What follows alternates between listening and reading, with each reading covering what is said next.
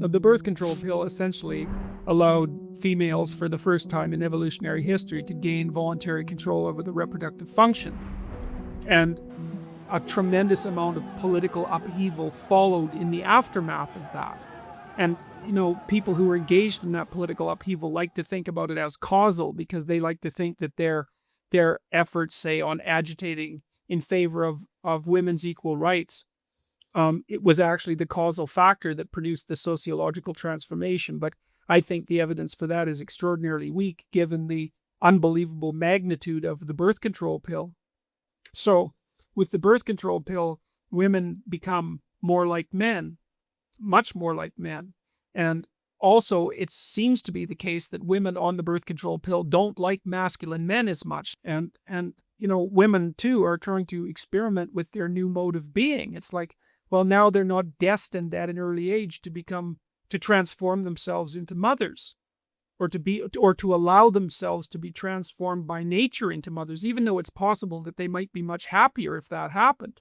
I'm not saying that that's necessarily the case, but there is good evidence that women's general level of unhappiness has increased since the early 1960s. What has been the consequence of that? Well, the first consequence was wild sexual experimentation. And why not? What would you expect? It's like all of a sudden reproduction's under control. Does that mean that women can be as promiscuous as men? Well, maybe that's what it means. We don't know. So that was part of the big 60s experiment, and it isn't obvious that went particularly well. It certainly led to the pornographication of our society, which I really think is actually quite dreadful.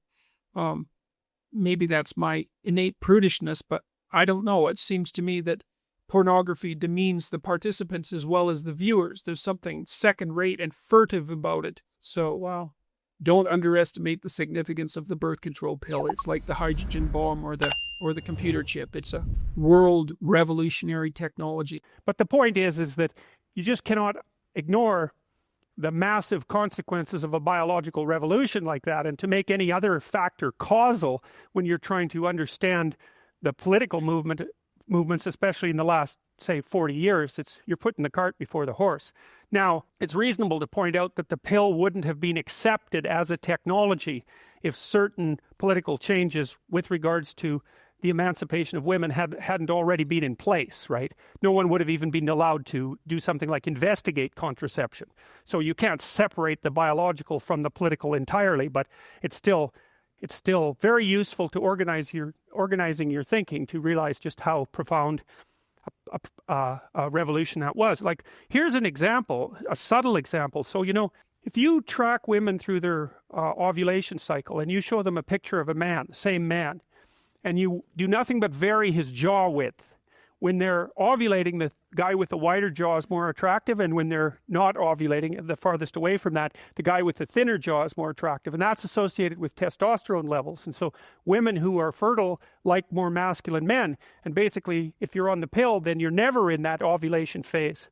And so one thing that may have happened, and I don't know this for sure, but it's interesting to consider, is that since women have been taking the birth control pill, their preference for less masculine men has become more pronounced.